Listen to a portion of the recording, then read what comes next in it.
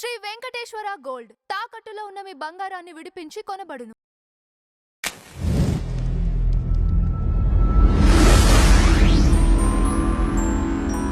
కీర్తి గారు అసలు మీ ప్రాపర్ ఎక్కడ? మీరు ఎంతమంది పిల్లలు? మీ నాన్నగారు ఏం చేస్తారు? మా ప్రాపర్ ఇక్కడే అండి, హైదరాబాదే. మేము పుట్టి పెరిగింది ఇక్కడే. మా నాన్నగారు ఆల్రెడీ చనిపోయారు. 2003లో ఆయన చనిపోయారు.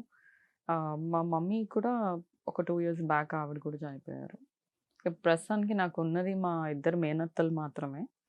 ఇంకా మా తమ్ముళ్ళు ఉన్నారు ఇద్దరు. మా చెల్లి పెళ్ళి అయిపోయి తను పూనాలో ఉందండి. ఓకే. మేము నలుగురు పిల్లలము. కాకపోతే మా డాడీ మమ్మీ అయితే ఇప్పుడు ప్రస్తుతానికి లేరు. మా మేనత్తలు మాత్రమే ఉన్నారు. మా తమ్ముడు కూడా పెళ్ళైపోయింది. మా చెల్లికి పెళ్ళైపోయింది. ఇంకొకడు ఉన్నాడు. బట్ చిన్నోడు యూఎస్కి వెళ్తానని ట్రై చేస్తున్నాడు. ఓకే. అంటే మీ పెళ్లి చూశారు మీ పేరెంట్స్? అవునండి. ఓన్లీ మమ్మీ చూశారు. డాడీ అప్పటికి చనిపోయారు కాబట్టి. సో మీరు ప్రీవియస్ అంటే ఏం చేస్తూ ఉండేవాళ్ళు మీరు? నేను అంటే వర్క్ అడుగుతున్నారా? వర్క్ ఏం చేస్తూ ఉండేవాళ్ళు? నేను కస్టమర్ సపోర్ట్, టెక్ సపోర్ట్ అని ఇంటర్నేషనల్ ఎంఎన్సీస్‌లో పనిచేశానండి మోస్ట్లీ. సో ఇంతకు ముందు నేను 2010లో 24/7 అనే కంపెనీలో పనిచేశాను. అది ఒక third party customer service company అనమాట. 2010లో నేను జాయిన్ అయ్యాను. ఈ ఫహద్ అనే వ్యక్తి 2011లో అక్కడే జాయిన్ అయ్యాడు. అక్కడ తను జాయిన్ అయినప్పుడు ఇప్పుడు నార్మల్ ఎంప్లాయీ, ఇప్పుడు ఎంప్లాయ్మెంట్ వచ్చింది, ఒకళ్ళు జాబ్ చేస్తున్నారు అన్నప్పుడు మనకు సెకండ్ థాట్ ఎలా వస్తుందండి? అంటే వాళ్ళు పాకిస్తానియా, వాళ్ళు ఇండియన్సా, వాళ్ళు ఏ నేషనల్ మనకేం తెలీదు కదా. ఎందుకంటే వాళ్ళు ఎలా అంటే వాళ్ళు ఏ నేషనల్ అనేది మనకు తెలీదు. ఎందుకంటే వాళ్ళు ఒక నార్మల్ ఎంప్లాయ్మెంట్లో ఉన్నారు. వాళ్ళ దగ్గర ఆధార్ ఉంది, పాన్ ఉంది, బ్యాంక్ అకౌంట్స్ ఉన్నాయి, అన్ని డాక్యుమెంట్స్ ఉన్నాయి. అలాంటప్పుడు మనకి ఎలా డౌట్ వస్తుంది? నీకు తెలీదా? ఎలా తెలియకుండా మోసపోయామంటే ఆబ్వియస్లీ తెలీదు. ఎందుకంటే నేను గెస్ వర్క్ కూడా చేయలేను. ఇప్పుడు మీరు చెప్తే కానీ మీ నేషనాలిటీ ఏంటి అనేది మీరు ప్రోయాక్టివ్గా చెప్తేనే కానీ నేను ఎందుకు వచ్చి అడుగుతాను? అదొకటి. ఇంకోటి ఏమైందంటే అప్పుడు 2016 ఫిబ్రవరిలో నా డివోర్స్ కూడా అయింది. ఇంతకుముందు నాకు పెళ్ళి అయింది ఒక హిందూ అబ్బాయితోనే. ఒక పాప కూడా ఉండింది. మా relationship not more than 2 years it was there. అయితే ఆ టైంలో అప్పటికప్పుడు డివోర్స్ అవ్వలేదు. ఆ డివోర్స్ అయ్యేంత వరకు 10 ఇయర్స్ అయిపోయిందండి.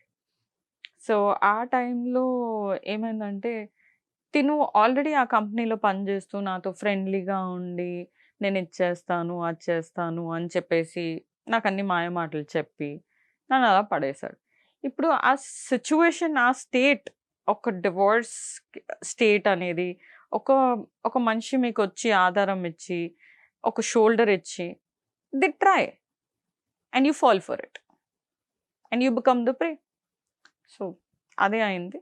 దిస్ ఇస్ హౌ ఈ ట్రాప్డ్ మీ. ఎందుకంటే that was my vulnerable state. ఆ టైంలో, ఆ సిచ్యువేషన్లో తను నన్ను వాడుకున్నాడు. అప్పుడు వాడేసుకొని అప్పటి నుంచి వాడి జాబ్ వెళ్ళిపోయింది అక్కడ. ఎందుకంటే అక్కడ కూడా ఇలాగే ఫ్రాడ్ పని చేశాడు. సేల్స్ అనేది ఇప్పుడు ఒక సేల్స్ స్టార్ట్ చేశారు. చేస్తే నువ్వు చేసిన సేలు వాడు తీసేయాలి, వాడు చేసిన సేలు నువ్వు తీసేయాలి, కస్టమర్కి అతికిచ్చేస్తారు. మళ్ళీ అదేదో బిల్లో జనరేట్ అవ్వాలని మళ్ళీ ఒక సర్టన్ డేట్ చూసి అది తీసేస్తారు. అలా వీళ్ళు ఫ్రెండ్స్తో అలా చేయడం స్టార్ట్ చేశారు. కంపెనీ వాళ్ళు పట్టుకున్నారు. వాడిని 24/7 నుంచి టర్మినేట్ కూడా చేసేసారు. ఆ టర్మినేషన్ తర్వాత వాడికి జాబ్ దొరకలేదు. ఆ మొత్తం 2 ఇయర్స్ వరకు నేనే వాడికి డబ్బులు ఇచ్చి, అన్నీ ఇచ్చి, వాడికి జాబ్ లేదు, అన్నీ లేదు అని చెప్పేసి మొత్తానికి నేను చూసుకున్నాను. ఇప్పుడు ఏంటంటే ఇప్పుడు నీకు అవసరం ఉన్న టైంలో ఒక షోల్డర్ ఉంది, వాళ్ళకి అవసరం ఉన్న టైంలో నువ్వు హెల్ప్ చేస్తున్నావు, అలా ఒకటి. అండ్ దెన్ 2016లో డివోర్స్ అయిపోయిన తర్వాత పెళ్లి మాట అన్నీ వచ్చేసి పెళ్లి చేసుకుందాము అని అప్పుడు వచ్చినప్పుడు నువ్వు ముస్లింగానే మారాలి, నువ్వు ముస్లింగా మారకపోతే పెళ్ళవ్వదు, ముస్లింగా మారాలి, నువ్వే కాదు నీ కూతుర్ని కూడా మార్చాలి, అప్పుడే ఇది అవుతుంది. అంటే అది నీకు విల్లుందా అనేది లేదు, ఇది ఒక condition. You are forced to do something to get what you been promised. So ఇప్పుడు నేనేమనుకున్నాను, ఓకే ఫైన్, అట్లీస్ట్ పాపకు ఒక లైఫ్ అయిపోతుంది, ఒక ఫ్యామిలీ దొరుకుతుంది కదా అని చెప్పేసి నేను అలా అనుకొని పెళ్లి చేసుకున్నానండి. పెళ్లి చేసుకున్న తర్వాత ఇప్పుడు వాళ్ళ ఫ్యామిలీలో యాక్సెప్టెన్స్ లేదు. ఎందుకంటే నువ్వు ఒక హిందూ అమ్మాయి, ఎంతకైనా నువ్వు ఎంత కన్వర్ట్ అయ్యి వెళ్ళినా కూడా నువ్వు వాళ్ళకి హిందూ అమ్మాయివే.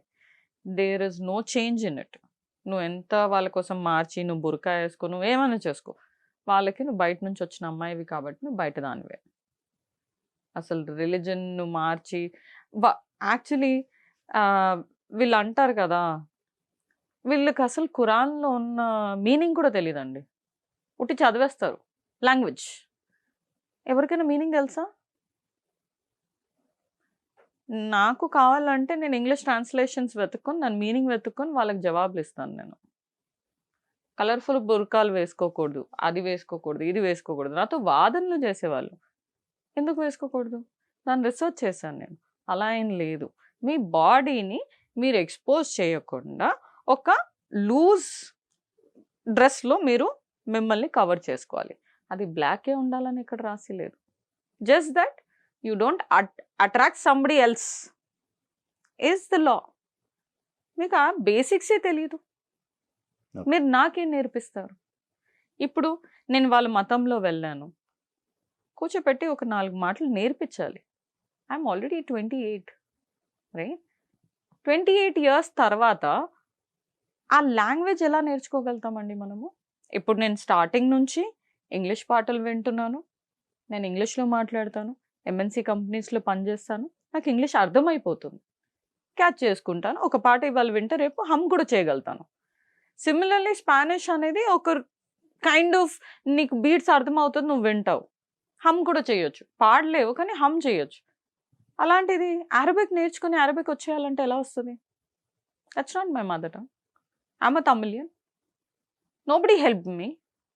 నేను టైం తీసుకొని చేయాలంట. ఎలా టైం తీసుకోవాలి, ఎక్కడ చేయాలి, ఎవరు హెల్ప్ చేస్తున్నారు, ఎవరు సపోర్ట్ చేస్తున్నారు? అప్పుడు కూడా నేను నైట్ షిఫ్ట్సే చేసేది.